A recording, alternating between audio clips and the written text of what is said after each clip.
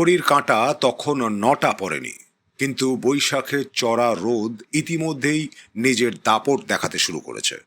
সেই রোদ মাথায় নিয়ে বৃহস্পতিবার সকালে বহরমপুর শহরে রাস্তায় নামলেন বহরমপুর বিধানসভা কেন্দ্রের কংগ্রেস প্রার্থী অধীর রঞ্জন চৌধুরী। শহরের বান্ধব প্রেসের মোড় থেকে শুরু হয় জনসংযোগের কর্মসূচি। পায়ে হেঁটে রানীবাগান দুর্গা মন্দির পর্যন্ত দীর্ঘ পথ অতিক্রম করেন তিনি।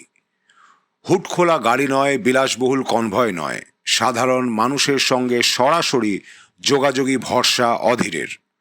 শহরের অলি গলি ঘুরতেই রাস্তার দুপাশে ভিড় জমতে শুরু করেন সাধারণ মানুষ। মোড়ে মোড়ে মহিলাদের উপস্থিতি ছিল চোখে পড়ার মতন।